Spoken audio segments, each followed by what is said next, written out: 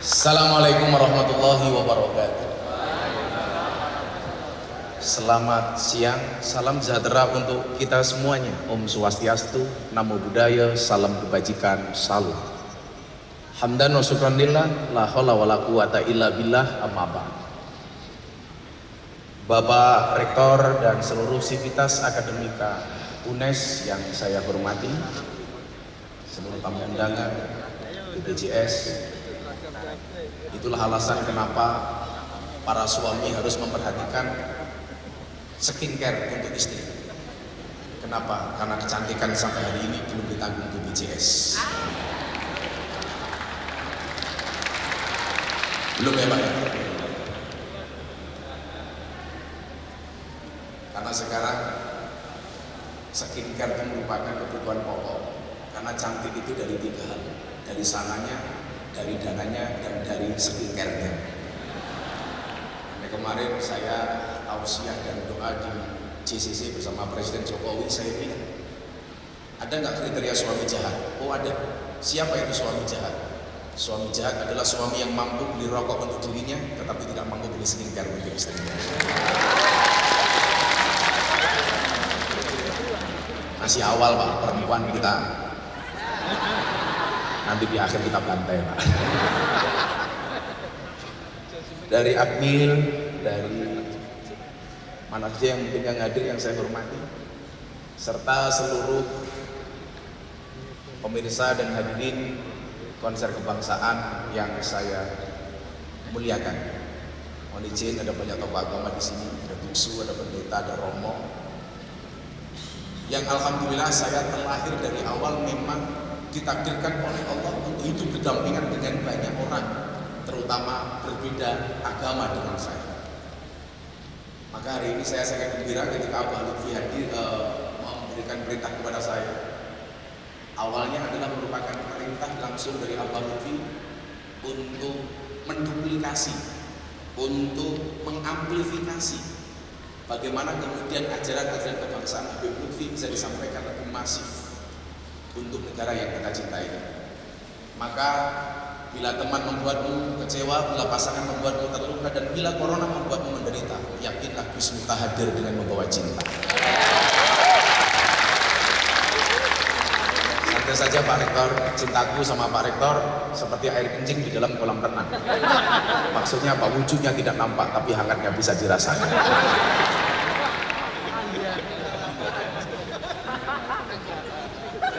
Makan pisang, minumnya susu. Hai UNES Semarang, I love you. Bapak Ibu yang saya muliakan, 350 tahun bangsa ini dijajah. Ada dampak negatif yang kemudian saya lihat kepada psikologi anak bangsa. Salah satu dampak yang paling nyata itu adalah pribadi yang kurang optimis atau pesimis, atau mungkin kurang percaya diri. Kalau bahasanya anak mahasiswa hari ini mungkin pribadi yang insecure, kurang percaya diri. Kenapa? Karena selama 350 tahun kita dijajah oleh Belanda, tidak hanya dijajah secara fisik tapi juga ideologi. Saya melihat secara psikologis kita menjadi pribadi-pribadi yang kurang percaya diri. Saya kasih contoh Bapak Ibu. Kalau kita ketemu orang Arab, mohon maaf, ini bukan rasis tapi ini mencoba menganalisa. Kalau kita ketemu orang Arab, yang ada di benak anak bangsa ini Pak, terutama orang awam, dia akan mengatakan apa? Ini orang suci. Apalagi kalau orang Arab sudah pakai jubah, pakai ubel-ubel Pak, dia akan mengatakan ini suci, Arab. Bahkan lebih parah daripada itu apa? Setiap kata-kata Arab atau kalimat Arab itu bahkan dianggap sebagai ayat kitab suci. Saya masih ingat betul pengajian kebangsaan di Sidoarjo, dihadiri lebih dari 70.000 orang di Bulan Desa Sidoarjo. Saya selesai pengajian, ada orang datang kepada saya bilang gini, Gus Miftah, saya boleh tanya, apa Mas? Hubbul watan minal iman itu hadis riwayat siapa? Kalau di pertanyaannya jelas orang ini gagal paham, yang menyebut hubbul waton minal iman itu hadis. Padahal itu kan makalah, bukan hadis. Karena yang tanya orang nggak paham, akhirnya mohon maaf saya jawab hadis riwayat Muslim. Dia tanya, kok bisa hadis riwayat Muslim? Saya jawab, emangnya ada hadis riwayat non Muslim?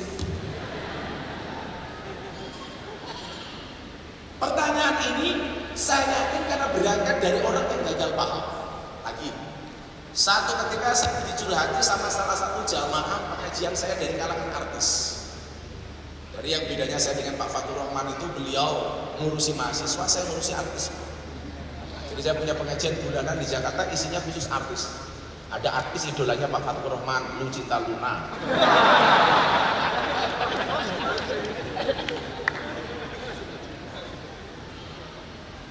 Yang tanya sama saya siapa waktu itu? Mbak Via Valen. Dia tanya begini, Bah, saya mau tanya, apakah benar din as-salam itu sholawat? Loh, emangnya kenapa dong? Saya tanya. Saya kemarin konser, saya menyanyikan lagu din as-salam itu di demo sama orang. Via Valen nggak sopan menyanyikan lagu sholawat din as-salam di panggung dangdutan. Pertanyaan Via, benar nggak itu sholawat? Jawaban saya apa? Salah. Itu bukan sholawat. Qasidah Arab tapi bukan sholawat. Lah salahnya orang awam yang gagal paham tadi itu, mohon maaf, seolah-olah setiap yang qasidah Arab itu sholawat. Padahal sholawat itu tidak harus berbahasa Arab dan setiap qasidah Arab belum tentu sholawat. Din as-salam itu kan artinya apa? Din itu agama, as-salam itu damai. Artinya apa? Din as-salam itu lagu damai. Berarti boleh nggak dinyanyikan lagu di panggung dangdutan? Boleh. Ya sorry to say, jenengan nyanyi lagu itu di toilet pun boleh. Ibu daripada ngelamun yang enggak nyanyi itu juga boleh. Duduk di toilet sambil nyanyi.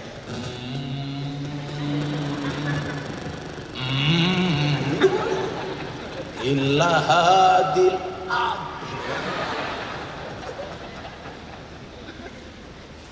psikologi anak bangsa kita, mohon maaf, saya tidak mengatakan mereka tidak pinter, mereka tidak pinter, tetapi ini terbentuk gara-gara apa? Salah satunya adalah dampak penjajahan 350 tahun.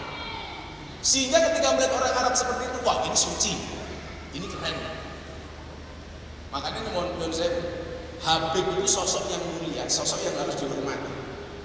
Nah, Habib itu identik dengan Arab. Maka kemudian banyak orang yang mencoba menghabibkan dirinya sendiri.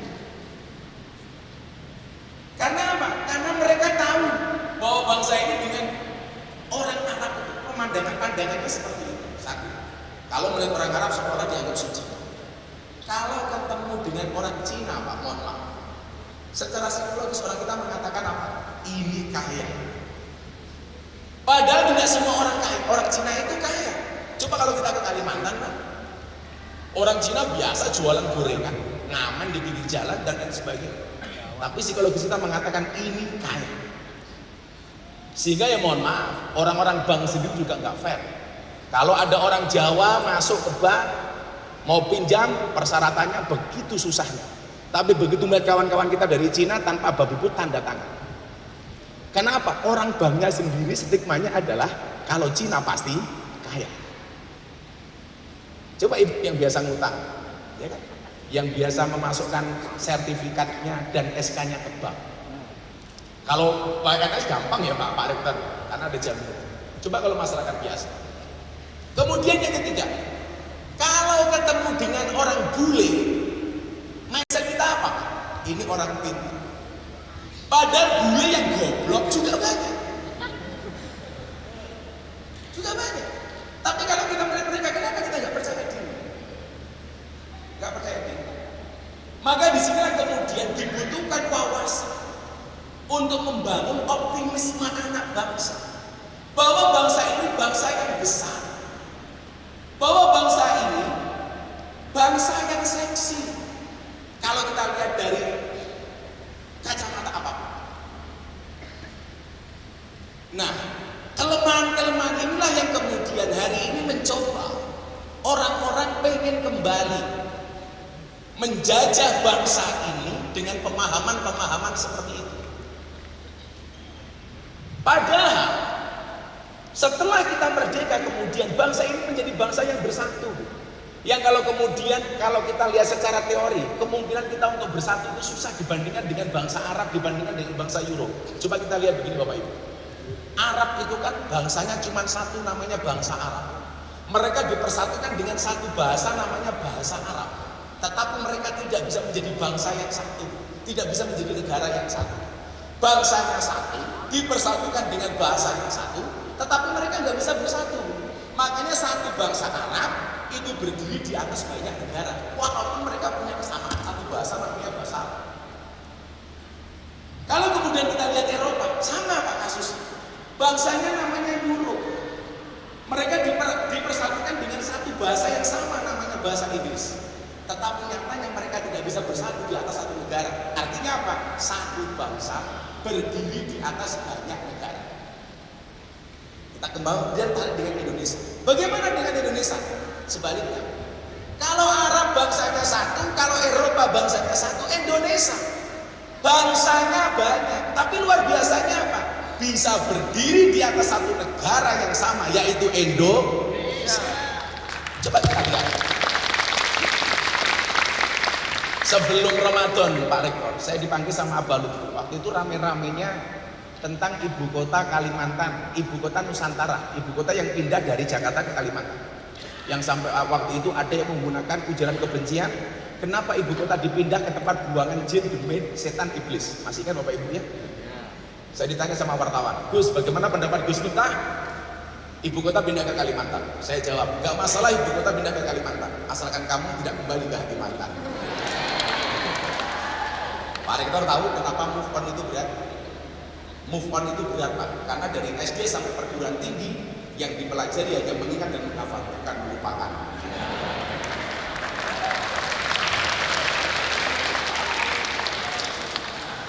Pak Rektor kalau belajar quote cinta, belajar sama saya.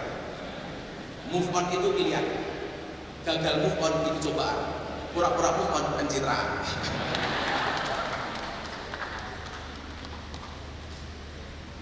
Habib Lutfi waktu itu bilang, coba kita kaji surat Al-Hujurat ayat 13. Kalau Bapak Ibu yang Muslim, coba nanti Anda lihat surat Al-Hujurat ayat 13. Ya ayuhan nas, wahai para manusia. Kalau dari susunan ayatnya jelas ini Makkiyah, ayat yang turun di kota Mekah atau sebelum Nabi hijrah. Karena kalau surat Madaniyah biasanya ya ayyuhalladzina amanu. Inna khalaqnakum min dzakari wa unsa. Allah menggunakan kalimat inna, bukan ini. Apa bedanya inna sama ini? Inna itu kami, ini itu aku. Menciptakan manusia secara umum, Allah menggunakan kalimat inna. Sesungguhnya kami. Kenapa? Karena lahirnya manusia melibatkan orang tuanya, sumbangsih dari bapak dan ibu. Tetapi ketika membuat Nabi Adam alaihissalam, Allah tidak menggunakan kalimat inna, tetapi ini. Inni ja'ilun fil ardi khalifah. Kenapa? Karena penciptaan Adam langsung by himself, langsung dengan kekuasaan Allah sendiri. Demikian juga dengan Hawa. Yang disebutkan Hawa diciptakan dari tulang rusuk bagian kiri. Adam Pak Rektor di surga dengan segala kenikmatannya dia merasa kesepian. Makanya mohon maaf, di surga yang menyenangkan saja kesepian. Makanya kok ada orang Quraisy jomblo dia merasa bahagia, jelas dia abnormal. Lawang Adam di surga apa-apa boleh saja kesepian. Masa kita di dunia kayak gini mengatakan Anda bahagia? Pasti Anda abnormal. Maka sejumlah-jumlahnya kalian saya doakan segera berakhir. Amin. Gimana berakhirnya kalau tidak di pelaminan, minimal di pemakaman. Santai saja Mbak. Akan datang satu saat kamu akan ditemukan dengan orang yang tepat, yang kedatangannya untuk menetap bukan karena nafsu sesaat. Aku malah galau. Jika surat Yusufku tidak mampu meluluhkan hatimu, izinkan kulantunkan surat Yasin sebagai penutup kisah hidup.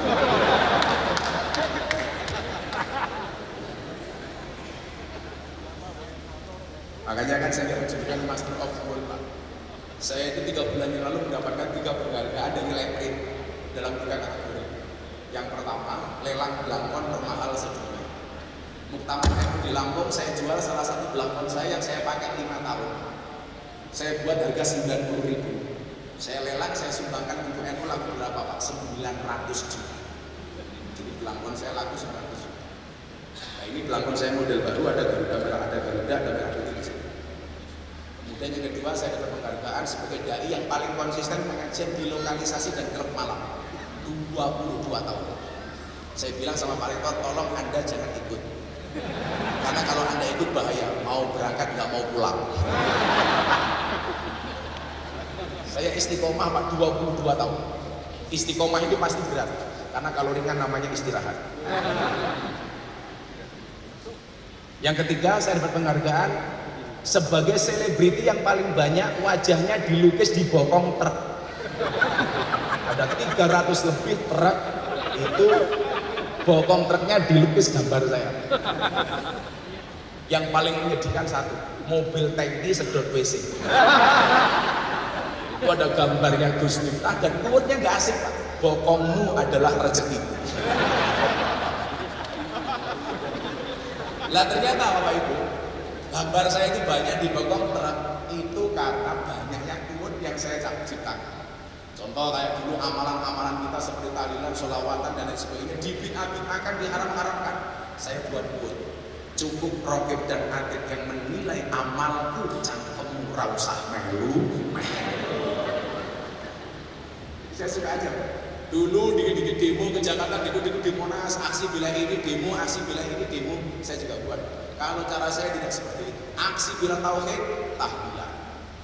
Aksi bila Nabi, sholawat. Aksi bila negara, istighosah. Aksi bila Quran, semangat. Aksi bila ulama, manakipan. Aksi bila ilmu, sorokan. Aksi bila janda, ya lamaran.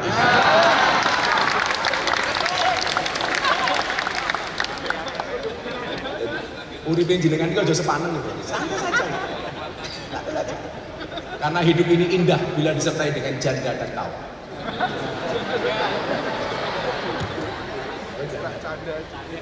Makanya saya kaget kemarin-kemarin udah baca berita poll tracking, survei poll tracking, dan 2-3 hari ini ramai di media massa. Survei poll tracking public figure pendakwah yang paling disukai oleh masyarakat di Indonesia. Masa saya nomor 2? Ini dari mana? Jadi dari sekian nama itu, dari sekian responden saya mendapatkan 9,4%. Dan ternyata saya bingung, tolak ukurnya apa? Tolak ukurnya apa? Apakah karena saya ganteng atau apa saya? Ya kalau dengan Pak Rektor ya ganteng saya. Saya kemarin tanya Bu Rektor, katanya Pak Rektor ini sukanya mobil tua, mobil antik. Nah, saya bilang Bu, kalau cowok suka mobil tua itu pasti setia. Kenapa? Karena pada dasarnya yang tua itu dirawat, bukan diganti. Ya.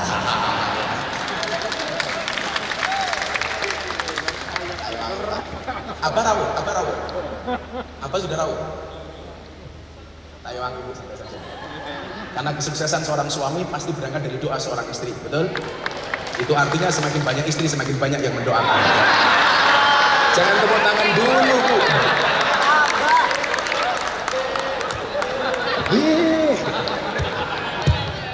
Angel.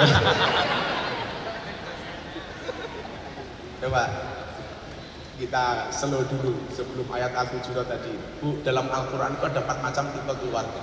Ibu-ibu pilih yang mana? Tipe keluarga Nabi Nuh, suaminya soleh, istrinya nakal. Tipe Fir'aun, suaminya nakal, istrinya solehah. Tipe Abu Lahab, suaminya nakal, istrinya nakal. Keempat, tipe Ibrahim, suaminya soleh, istrinya solehah. Ibu-ibu Unes, Anda pilih mana? Tipe keluarga Nabi Nuh, Fir'aun, Abu Lahab, atau Ibrahim? Ibrahim, subhanallah. Dan Anda tahu Ibrahim istrinya 2.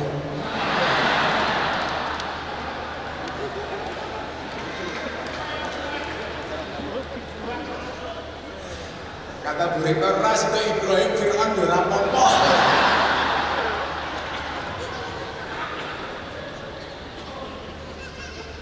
Inna khalaqnakum min dzakarin wa unsa. Sesungguhnya kami, kata Allah, menciptakan manusia. Jadi bedanya Bu ya, kalau menciptakan Adam Allah menggunakan kalimat ini, menciptakan manusia secara umum menggunakan inna, karena melibatkan orang tua. Menciptakan Hawa ini, karena Allah langsung menciptakan Hawa dari tulang rusuk pria. Ibu-ibu tahu perempuan diciptakan dari mana? Tulang rusuk bagian kiri. Kenapa perempuan tidak diciptakan dari tulang kaki? Supaya tidak diinjak-injak oleh laki-laki. Kenapa perempuan tidak diciptakan dari tulang kepala? Supaya tidak nginjak-injak laki-laki. Tapi perempuan diciptakan dari tulang rusuk bagian kiri yang dekat dengan jantung dan hati. Kenapa? Karena pada dasarnya perempuan suka disayangi dan dicintai. Itu. Ingat, jatuh cinta pakai perasaan, merawatnya pakai penghasilan. Ya. Kami tidak tahu.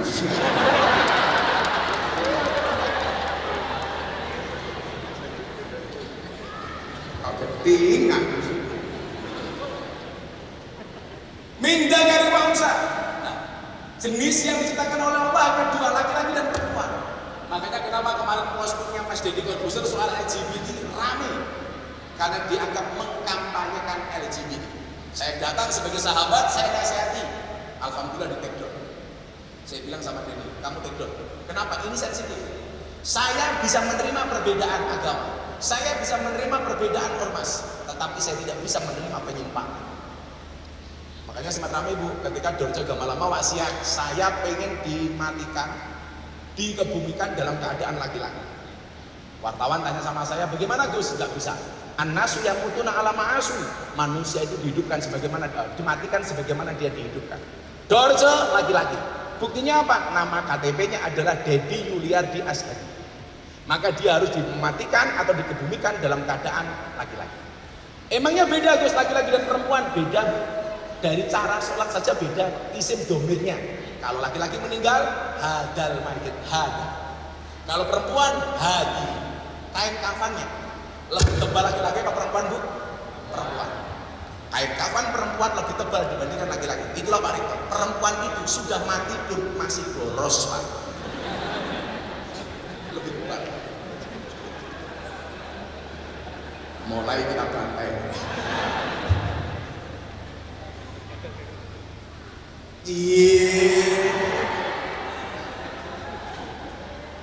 Gak usah baper Ci. Laki-laki gak ada perempuan nangis terus katanya. Santai aja Bu. Itulah Pak. Jangan pernah punya salah sama Victor. Perempuan itu karakternya kalau disakiti gak pernah lupa, kalau menyakiti gak pernah ingat. Itulah.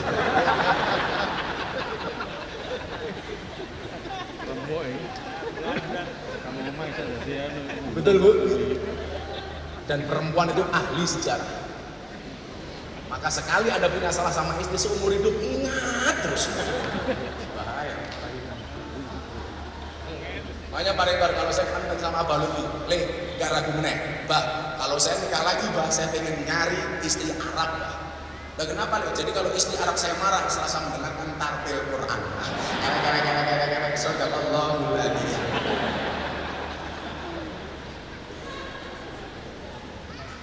Ada nggak jenis kelamin ketiga? Dalam fikih ada namanya khunsa. Khunsa itu orang yang terlahir dengan dua jenis kelamin, minimal dua kepribadian. Lah, dia menjadi cowok atau cewek menurut analisa medis. Contoh Andi Mangana, anggota TNI. Nah, itu kan tahunya perempuan ya, kan? Ketika dianalisa medis sama Pak Hasan, waktu itu Pak Andika dibawa dianalisa ternyata dia perempuan, ternyata dia laki-laki. Ini khunsa.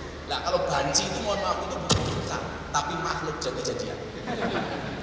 Saya bilang, Dorce harus laki-laki karena cara mendoakannya kan beda Pak. Kalau laki-laki mati doanya apa Pak Rektor? Allahumma fir lah. Perempuan Allahumma fir lah. Jadi laki-laki hu, perempuan ha. Kalau banci hu ha. Wajanakum su'uba wa qabail. Kemudian kami ciptakan bersuku-suku dan berbangsa-bangsa.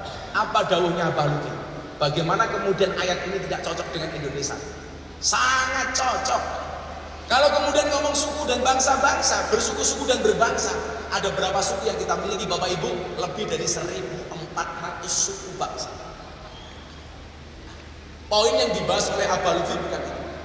Lita'arofu. Untuk apa mereka diciptakan bersuku-suku dan berbangsa-bangsa? Lita'arofu. Lah kita tinggal di satu negara yang tidak hanya ditakdir oleh Allah berbeda suku, berbeda bangsa, tetapi juga berbeda agama. Dalam konteks itu yang Allah inginkan apa? Lita'arofu, untuk saling mengenal. Nah kemudian di sana kemudian terjadi diskusi panjang saya dengan Habib Lutfi. Apa yang dimaksud dengan lita'arofu? Dalam konteks kesukuan umpamanya, saya orang Jawa, walaupun saya lahir di Lampung, Puja Kesuma, putra Jawa kelahiran Sumatera. Kalau santri saya banyak Indo-Pakistan, bapaknya iblis ibunya setan. Karena santri saya itu banyak yang datang nggak tahu siapa bapak ibunya, mantan napi, anak nakal, pemabuk, yang dia tidak diterima keluarganya dan orang tuanya tidak pernah daftarkan ke pondok saya. Lah mereka datang karena mereka nyaman dengan saya, karena di pondok saya gratis. Padahal santri itu kalau makan mohon maaf Pak, gunung Merapi pindah ke piring. Saya orang Jawa, kemudian ketemu seumpamanya dengan tadi mbaknya orang Lampung, pakaiannya ini. Yang dimaksud ta'aruf itu apa? Pahami produk knowledge masing-masing suku yang ada di Indonesia. Sehingga apa? Kamu tidak akan pernah menyakiti suku yang lain. Makanya ketika kemudian orang yang mengatakan kenapa ibu kota dipindah ke Kalimantan tempat buangan jin setan demi iblis, orang Kalimantan menjadi marah. Kenapa? Karena merasa kehormatan daerahnya, kehormatan sukunya diosak-asak dengan kalimat-kalimat yang tidak bertanggung jawab. Saya nanti malam ngaji di Tegal. Bagaimana cara saya menghormati kearifan lokal orang Tegal? Saya banyak berceramah dengan menggunakan bahasa ngapak, the local wisdom. Kan Jawa sama ngapak bedanya cuma satu Pak. Kalau Jawa ngapak, ngopo ngapak, sego segah. Yang lucu ada orang ngapak masuk ke kampungnya orang Sunda. Begitu masuk kampungnya orang Sunda nginjak kotoran, orang ngapak tanya, "Tai ini siapa dia?" Orang Sundanya jawab, "Iya mah, taina urang." Di sini baru terjadi persoalan karena orang persepsi Jawa, Sunda sama ngapak itu beda. Kalau orang Sunda mengatakan orang itu orang, kalau orang ngapak orang itu udah. Maka orang ngapaknya ngomong, ini siapa dia? Iya mah taina urang.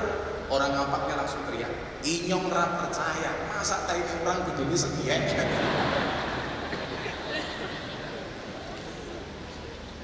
Ini sama-sama Jawanya saja kita bisa salah persepsi. Kita nggak usah ngomong se-Indonesia deh. Coba kita lihat dari ujung Jawa Timur, kita punya kabupaten namanya Banyuwangi. Salah satu kearifan lokal di sana yang dihormati adalah hutan purwo. Mereka punya bahasa namanya punya suku bangsa namanya Osing, bahasanya Osing. Ngomongnya son. Nyebrang dikit ketemu Madura. Dengan segala karakteristiknya orang Madura. Mereka punya ikan namanya blangkon ala Madura. Tapi mereka mengatakan bukan blangkon tapi ikan. Mereka punya kearifan lokal, karapan sapi, bahasanya seperti itu. Bu Abu Dermak dan lain sebagainya. Masyarakatnya suka jualan sate. Pemahaman itulah yang dimaksud sama Habib Lutfi lita'aruf. Oh, karakternya Madura gini kita. Walaupun menurut saya orang Madura itu lucu Pak, jualan sate. Sing sumuk wongnya sing dikipasi sate. Nyebrang lagi ketemu Surabaya, sama-sama Jawa, bahasanya agak kasar dikit. Yang saya sering ngomong danco, mohon maaf dan danco itu bukan misuh praktik saya. Kenapa? Saya pernah ngaji di Belanda, masuk ke museum. Jadi di sana itu ternyata yang namanya danco itu tokoh Belanda namanya Danko, yang diabadikan oleh orang Belanda, dijadikan nama tank. Nah, tank yang dinamakan Danko ini tanknya agak kecil yang bisa masuk ke kampung-kampung di Surabaya. Jadi kalau tank ini masuk ke kampung-kampung Surabaya, orang Surabaya bengong-bengong, danco. Lah, karena orang Surabaya ngomong Danko susah. Karena kan tulisannya DANCO, kan danco. Lah, sama dengan di Palembang. Palembang itu kan bukan Palembang, tapi dari bahasa Failibang. Tapi orang kita ngomong Failibang susah menjadi Palembang. Ke barat lagi kita ketemu Jogja, Jawa Tengah, Solo, Ngayu, Jakarta, bahasanya halus-halus. Ini baru dari segi bahasa. Maka kemudian apa? Ketika kita tidak memahami lita'arofu, akan menjadi konflik yang berkepanjangan. Atas nama penghinaan suku, atas nama penghinaan ras dan lain sebagainya. Belum lagi kalau ngomong soal agama. Yang saya mengatakan apa? Indonesia ini rumah besar. Di dalam rumah besar itu ada 6 kamar. Ada kamar Islam, Kristen, Katolik, Hindu, Buddha, Konghucu. Aturannya di mana? Kita sudah bisa melihat Pancasila sebagai ideologi yang mempersatukan kita. Saya meyakini kalau orang Indonesia ini kembali ke kamarnya masing-masing, tidak akan pernah terjadi masalah. Menjadi masalah itu adalah ketika kita kembali ke kamarnya orang lain. Bahkan mohon maaf, tidur dan ngompol di kamarnya orang lain. Kapan-kapan Pak Eko, coba Anda lihat kampung saya. Kampung saya itu 60% Katolik. Selatan saya itu pendeta. Utara rumah saya itu kuburan. Dan subhanallah, seumur hidup saya tidak pernah bertengkar dengan tetangga utara saya. Dan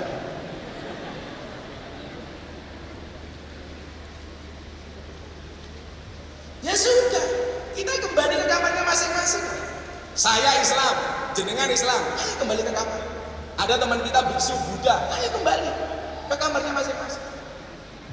Hari ini kalau kita melihat ramenya di medsos, ketika ada satu tokoh agama mencoba masuk kepada agama orang lain. Makanya ada kasus dulu pendeta Saifuddin rame, kemudian Yahya Waloni rame, ada orang murtad keluar dari Islam jadi Kristen, itu ada Muhammad Kece. Tapi persoalannya kenapa harus ngomongin tentang Islam? Orang Islam ngomongin tentang salib, hanya apa? Saya nggak punya kapasitas dong ngomong internalnya kawan-kawan saya Katolik dan Hindu, Katolik, Buddha. Saya nggak punya wewenang apa. Nah, hari ini terjadi dan itu mengusik kenyamanan kita di dalam beragama dan berbangsa. Kalau bapak anak-anak mahasiswa Indonesia, tolong studi di tempat saya. Tempat saya itu keren.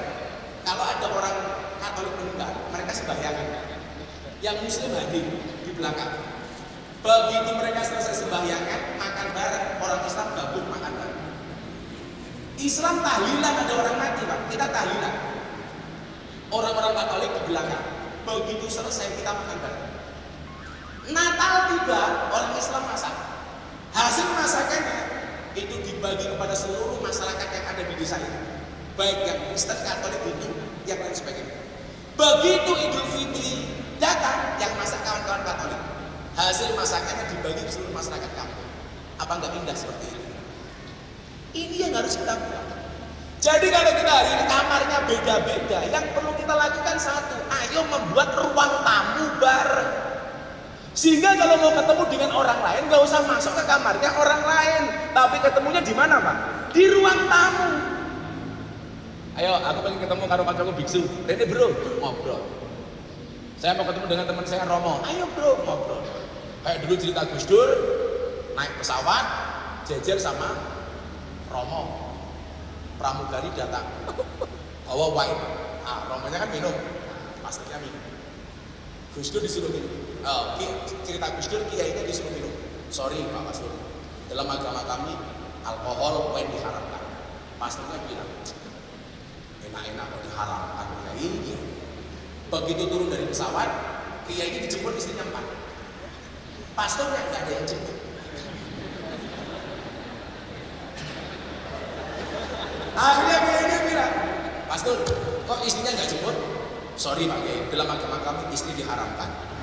Kiai bilang, Pastor, enak-enak kok diharamkan. Asik.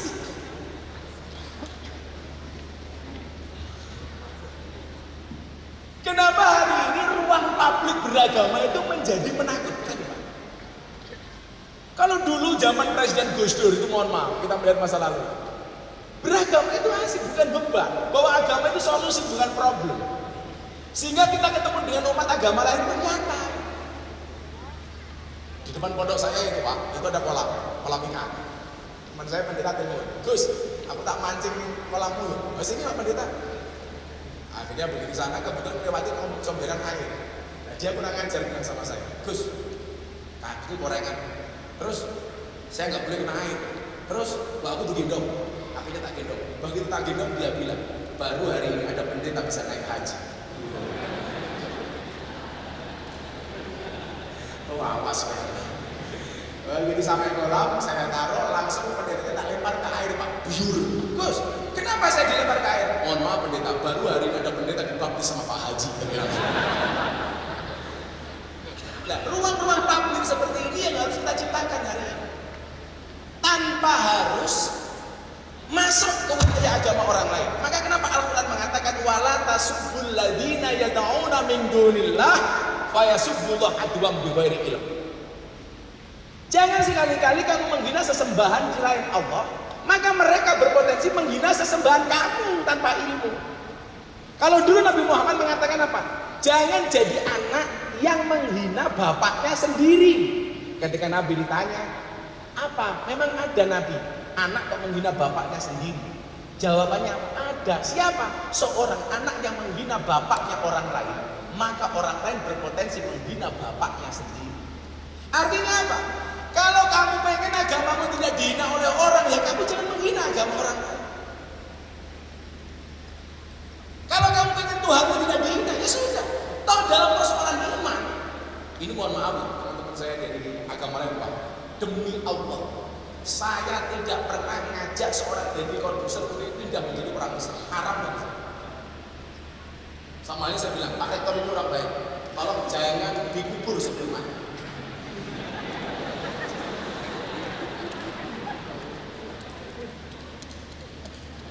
Jadi waktu itu kita diskusi seperti ini soal kebangsaan. Kalau kemudian pada akhirnya Denny memutuskan masuk Islam, itu di luar intervensi. Saya tolak ketika dia masuk Islam. Saya masih di kamarnya Abah Lutfi, dia telepon saya, bro, I will to be a Muslim. Saya pengen jadi orang Islam. Saya tolak, gak usah. Kenapa? Jadi orang Islam itu berat, Ferguson berat. Cukup aku saja, kamu gak akan kuat saya. Lawan kamu jadi orang Nasrani aja gak pernah ke gereja, kok jadi orang Islam lebih berat. Enggak, saya pengen masuk Islam. Dulu Pak, setiap Sabtu Minggu itu Pak Pendeta, Dedi itu selalu tak WA, bro ayo ke gereja, bro ayo Natalan, bro ayo Paskah. Tapi jawabannya Dedi nggak asik emang waktu itu. Bro ayo ke gereja, sorry bro, gerejaku gereja negeri. Maksudnya apa? Sabtu Minggu libur. Matamu.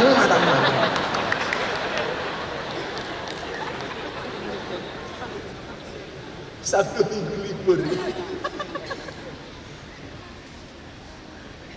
Artinya apa?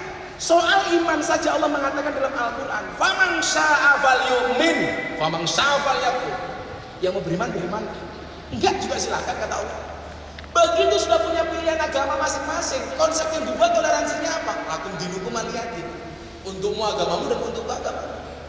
Maka disitulah kemudian saya sering mengatakan apa? Allah menciptakan manusia untuk saling menilai. Allah menciptakan manusia untuk saling mengenal dan menasihati, bukan untuk saling menilai dan menghakimi.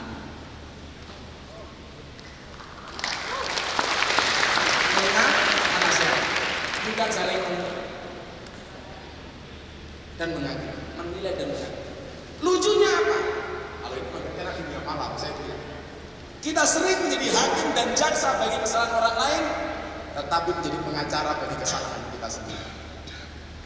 Kalau ada orang lain salah kita vonis, kalau kita salah kita bilang. Maka saya berharap hari ini Pak Rektor melahirkan satu ruang tamu, satu space untuk kita berkomunikasi, berdialog, lintas agama, lintas kepercayaan, lintas keyakinan. Meyakini yang kita lakukan benar, hukumnya wajib, tapi bukan berarti kita diperbolehkan untuk menyalahkan orang lain. Dulu kan aneh-aneh Pak siapa? Cahyokumolo itu pernah di demo. Mereka mengatakan apa? Ini sumber intoleransi di Indonesia itu berangkat dari kolom agama dalam KTP hari ini. Makanya mereka mengusulkan kolom agama dalam KTP dihapus saja. Saya mau tanya sama Bapak Ibu UNES, setuju nggak kalau kolom agama dalam KTP dihapus? Saya tidak setuju Pak, karena itu kebanggaan bagi kita. Nama Alexander agama Kristen harus bangga dong. Nama Fatur Rahman agama Islam bangga. Saya nggak setuju kalau kolom agama dalam KTP dihapus. Tapi kalau kolom yang dihapus kolom kawin atau belum kawin, saya setuju. Yes. Kan lumayan Pak, bujang terus Pak. Solusinya bagaimana? Satu, yuk memahami keagamaan dan kebangsaan yang asing. Kalau kemudian ngomong NU itu kan tugasnya dua. Yang pertama tugas keagamaan, yang kedua tugas kebangsaan. Tugas keagamaan itu memastikan berjalannya amalan Ahlussunnah wal Jamaah an-Nahdiyah.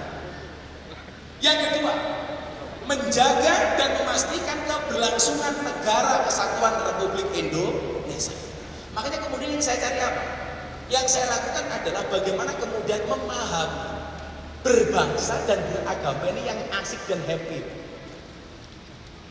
Ketika saya ceramah di gereja tahun 2021 di Penjaringan, saya diserang habis. Miftah kafir, masuk rumah ibadah orang lain. Diposting sama Deddy Corbuzier 2 hari ditonton 5 juta kali, komentarnya 100.000 kali. Saya dibilang Miftah kafir. Saya ditanya Watan, gimana Gus? Ramah salah. Terus syahadat lagi. Repot amat. Komentarnya Pak 100.000 kali menyerang, mencaci maki saya. Sakit hati Gus? Tidak. Kenapa? Karena komentarnya tidak pernah saya baca. Saya punya prinsip, kita tidak bisa menutup mulut semua orang, tetapi kita bisa menutup kedua telinga kita sendiri. Kita tidak bisa mengatur ombak, tapi kita bisa belajar berselancar. Kita tidak bisa ngatur omongan orang lain kepada kita, tapi kita bisa ngatur bagaimana menghadapi omongan orang lain kepada kita. Kan itu Pak. Kalau ada orang ngomong, gak usah dipikir Pak. Oh, orang lain kamu gak pernah pakai mikir. Kalau gue sayang bilang itu, kalau Bapak Ibu posting segala sesuatu, lebih banyak mana? Like-nya apa komennya? Like. Pertanyaannya, kenapa lebih banyak like daripada komennya? Jawabannya adalah seberapa banyak pun orang yang membencimu dengan komentar-komentarnya, yakinlah di luar sana lebih banyak yang mencintaimu dari dalam hatinya. Tapi kalau jomblo ya beda. Kenapa lebih banyak like daripada komen? Karena banyak orang cinta tetapi tidak berani mengatakannya. Malah kalau Semarang kali ini budak, sing tak sayang mata nih bijak. Semarang ayo Jakarta, tiwas disayang kemudian berkonco. Sakit. Akhirnya galau Pak Rika. Kupinang kau dengan bismika Allahumma ahya wa bismika. Kenapa? Karena aku sadar diri memilikimu hanyalah sebuah mimpi.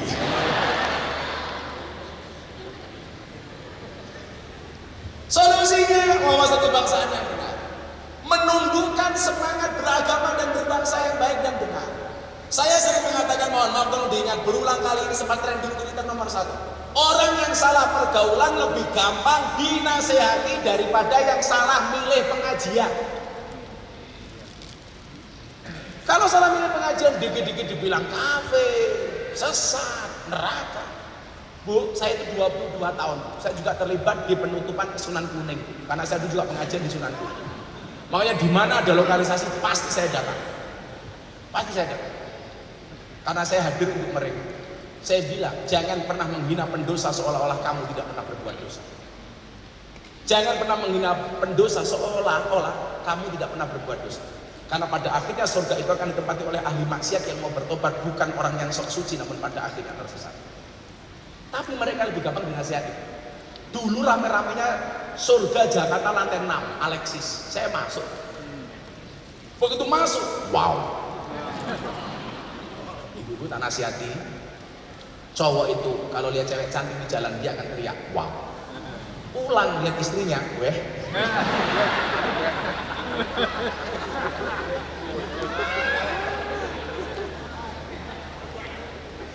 Sama Pak. Lihat wajahnya ibu-ibu, wow, glowing. Lihat kakinya, weh.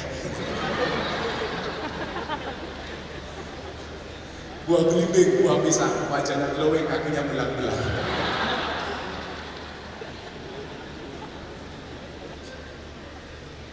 Lama ya Pak itu ya.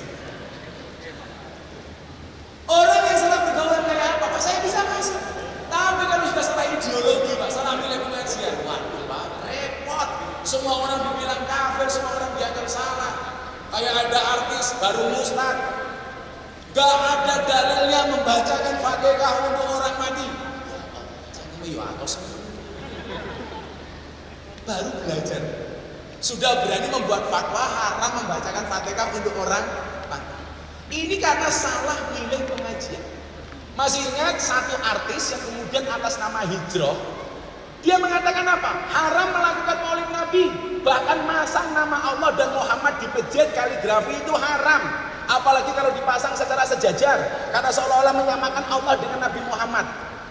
Ini namanya jaga sembung bawa golok. Gak nyambung blok. Apa kalau kemudian ada Muhammad, ada Allah, kita taruh berjampingan. Itu seolah-olah Nabi Muhammad makomnya sama dengan Allah. Sama dengan Pak Kiai Ma'ruf dan sama Pak Jokowi. Mereka dipasang jejer. Apakah kemudian Pak Jokowi dengan Kiai Ma'ruf sama? Enggak. Logikanya dari mana? Laki-laki foto bareng sama istrinya, suami istri jejer. Apakah kemudian ini statusnya menjadi sama? Tetap laki-laki imam, perempuan makmum. Laki-laki ngatur, perempuan diatur. Tapi lucunya di Semarang banyak makmum yang ngatur imam. Wong iki ya teko ya. Dia melu guyu. Biasanya jilbab ireng.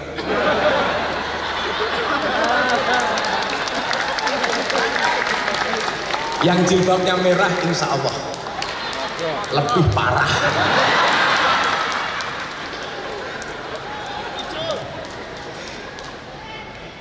Kayak kemarin Rapim TNI Polri, Presiden Jokowi memerintahkan apa? Awasi WA grup para istri. Betul ya?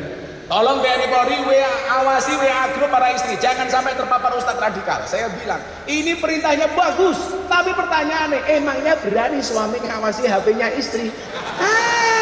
Gak berani Pak, yang ada istri ngawasi HP-nya suami, ada-ada saja.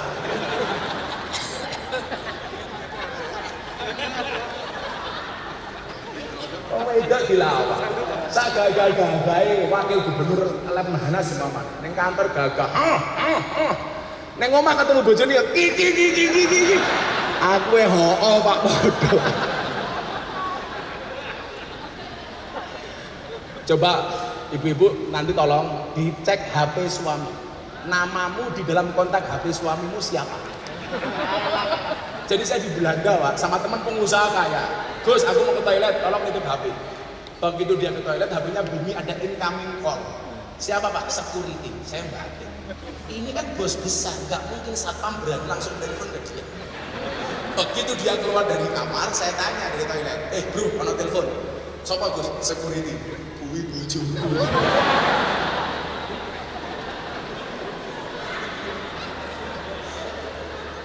Bu Rektor coba dilihat di HP Pak Rektor awal. Jadi biasanya baru menikah my angel. Ya kan? 5 tahun istriku. 7 tahun satpam. 10 tahun security, 15 tahun mak lampir.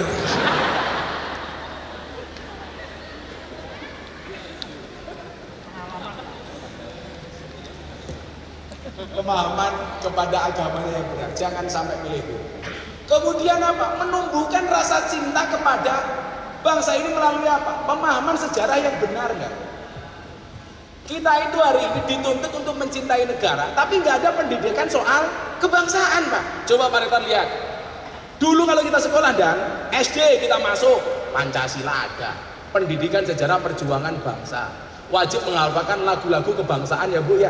Kemudian menghafalkan nama-nama pahlawan. Kita hafal Pak, menteri aja hafal. Sekarang nggak ada mahasiswa yang hafal nama menteri. Nggak ada.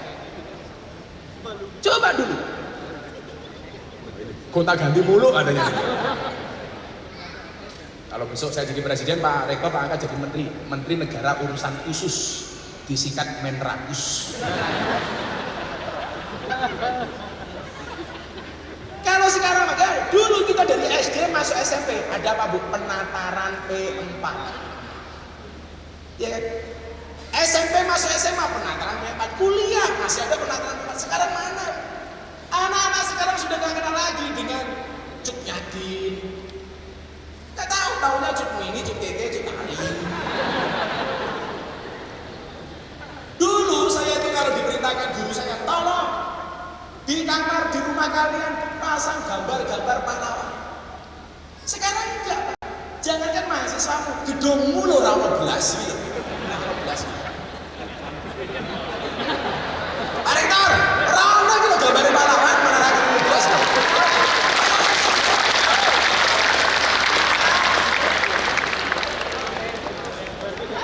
Itu kecil Pak, tapi penting gitu loh. Pasang gambar di Ponorogo. Saya sampai belajar Pak, siapa itu Diponegoro? Diponegoro itu nama aslinya siapa Pak? Abdul Hamid. Dia sekolah di mana? Mondok pertama kali di Ponorogo kepada mbah saya namanya Mbah Muhammad Besari. Jadi mbah saya ke-9 itu namanya Muhammad Besari.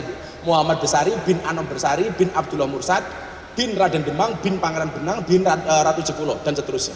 Ke bawah dari Muhammad Besari punya anak 9, nomor 7 namanya Ilyas, kemudian punya Nyai Madarum sampai saya nomor 9. Di sini di Ponorogo ketika menjadi namanya Abdul Hamid. Dari Ponorogo pindah ke Kartosuro, ngaji kitab kuning kepada Kiai Taftazani. Dari Kartosuro pindah ke Purworejo, ngaji kitab jalan sama Kiai Ahmad Baidowi. Dari Purworejo pindah ke Magelang, ngaji ilmu kesaktian bersama Mbah Nur Muhammad Adiwongso. Begitu besar, jadi orang top. Siapa nama komplit Abdul Hamid? Kiai Haji Bendoro Raden Mas Abdul Hamid Ontowiryo Mustahar Heru Cokro Senopati ing Alogo Sayyidin Panontogomo Amirul Mukminin Khalifatullah Tanah Jawa pahlawan Dua Selarong Pangeran Diponegoro. Saya dulu belajar Ki Haji Dirontoro. Siapa dia? Nama aslinya Suwardi Suryodingrat. Dia berguru kepada Kiai Sulaiman Zainuddin dan dia santri. Dia mengatakan bahwa pendidikan terbaik di Indonesia itu adalah ala pesantren. Nah, sejarah-sejarah seperti ini hari ini nggak pernah diketahui oleh anak-anak kita, Pak, termasuk mahasiswa. Sehingga apa? Kita dituntut untuk mencintai negara, untuk mempunyai jiwa patriot dan nasionalis, tetapi cara kesana itu nggak ada. Bagaimana kita mau cinta gitu? Kalau saya dulu guru bilang gini, Miftah, kamu hafalkan mana pahlawan nasionalnya beragama Islam, mana yang Kristen. Tujuannya apa? Supaya tahu. Apal Pak saya ini. Hari ini enggak ada. Maka ini menjadi PR kita bersama. Sehingga kemudian bangsa ini tetap terjaga dengan kemajuannya, tetap bertahan sebagai NKRI dan Pancasila sebagai ideologi. Amin Allahumma. Sudah Bu, saya tutup. Ini sebenarnya sudah menyalahi wewenang saya. Saya kemarin dijawabnya cuma 20 menit, ini sudah jam. Saya mau panjang mau pendek sama-sama jatahnya tidak jelas.